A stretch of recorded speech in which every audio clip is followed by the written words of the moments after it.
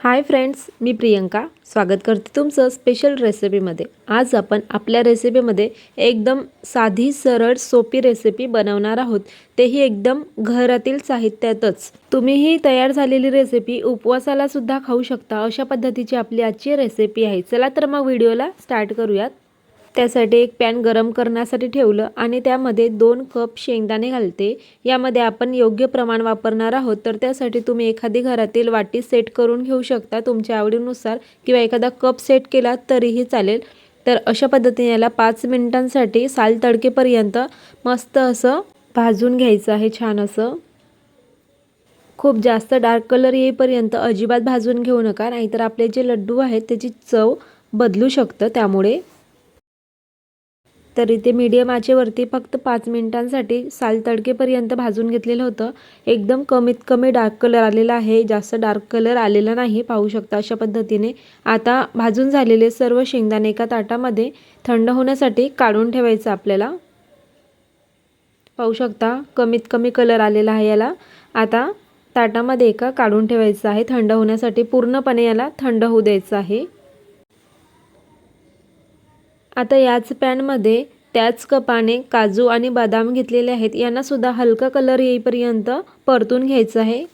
म्हणजेच यामध्ये जे काही थोडंसं ओलसरपणा किंवा मॉइश्चर जर असेल तर ते कमी होईल। 2 कप शेंगदाण्यांसाठी 1 कप इथे काजू बदाम घेतलेलं होतं, यांना सुद्धा थोडं डार्क कलर येईपर्यंत भाजून घ्यायचे छान असे। तर पाहू शकता 5 मिनिटांनीच यांना छान असं डार्क कलर आलेला आहे, यांना सुद्धा काढून घ्यायचं।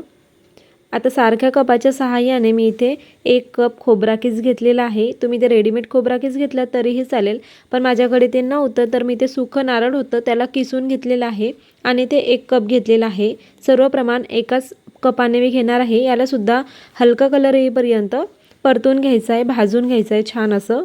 अजिबात याला सुद्धा डार्क कलर येऊ द्यायचा नाही, नाहीतर याची टेस्ट चेंज होते। पाहू शकता हलका सोनेरी कलर आलेला आहे, तर याला सुद्धा पूर्णपणे थंड करून घ्यायचं आहे। सर्व जिन्नस घातलेली आहेत त्यांना थंड करून घ्यायची आहे सर्वात आधी। तर इथे शेंगदाणे पूर्णपणे थंड झालेले आहेत। आता यावरील जी साल आहे ती सर्व काढून घ्यायची आपल्याला अशा पद्धतीने। थंड झालं की लगेच याची साल निघत असते, अजिबात काही वेळ लागत नाही। पाहू शकता साल लगेच निघालेली आहे। आता यावरील जी साल आहे ती सर्व आपण अशा पद्धतीने काढून घेऊया एका साईडला।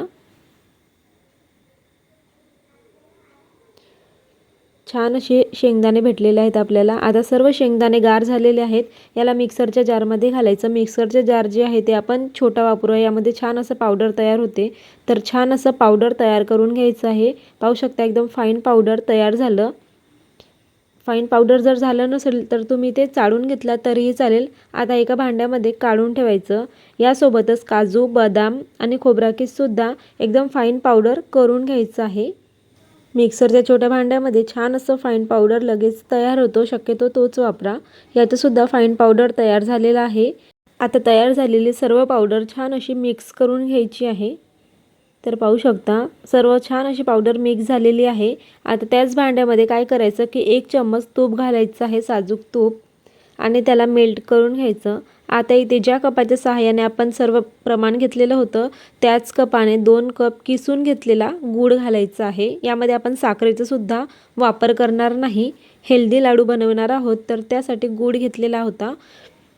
छान असं बारीक कट करून घेऊ शकता किंवा किसून घेतला तरीही चालेल। आता आपल्याला इथे पाक करायचा नाही, तर फक्त गूळ विरघळेपर्यंत वाट बघायची आहे। मेल्ट करून घ्यायचं आहे गूळ व्यवस्थित असं।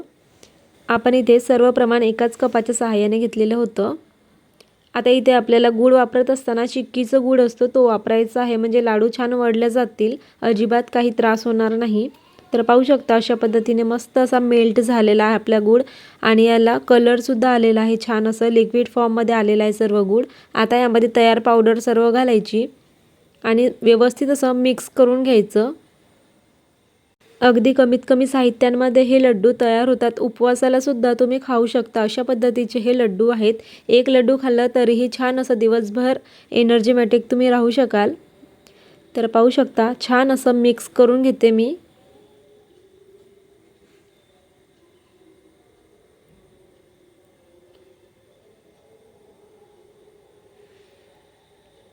मस्त असं मिक्स करून घेतलेलं आहे। आता काय करायचं की गॅसची फ्लेम बंद करायची आणि थोडं फक्त 5 मिनिट वाट बघायचं आहे थंड होण्यासाठी, कारण गरम गरम जर आपण लाडू वळू तर हाताला चटके बसतात, हात पूर्ण लाल होऊ शकतं।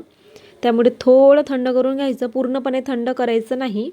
आता थोडं थंड झालेलं आहे, मी लाडू वळण्यासाठी घेते। छोटे मोठे मीडियम कोणत्याही आकारामध्ये तुम्ही लाडू तयार करून घेऊ शकता तुमच्या आवडीनुसार। तर पाहू शकता इथे मी मीडियम आकाराचा लाडू छान असा वळून घेतलेला आहे। छान असा लाडू तयार झाला, याला एका प्लेटमध्ये मी काढून ठेवते आणि दुसरा लाडू सुद्धा याच पद्धतीने तयार करून घेते। हा तयार झालेला लड्डू जर मुलांना दिले तर त्यांची रोगप्रतिकारक शक्ती सुद्धा वाढेल आणि उपवासाला सुद्धा कामात येईल। 2-3 प्रकारे हे लड्डू तुम्ही वापरू शकता तुमच्या आवडीनुसार आणि यामध्ये थोडे ड्रायफ्रूट्स कमी जास्त केले तरीही चालेल।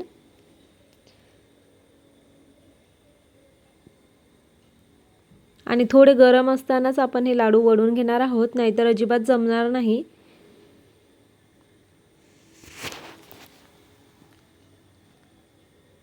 मस्त असे लाडू वळून झालेले आहेत, खुसखुशीत लाडू तयार होतात। अजिबात वेळ लागत नाही बनवायला सुद्धा आणि खायला तर अजिबात वेळ लागणार नाही, सर्व लोक सर्व संपून टाकतील। आता एक लड्डू मी तुम्हाला तोडून दाखवते की आतमधून टेक्स्चर कशा पद्धतीने आलेलं आहे ते।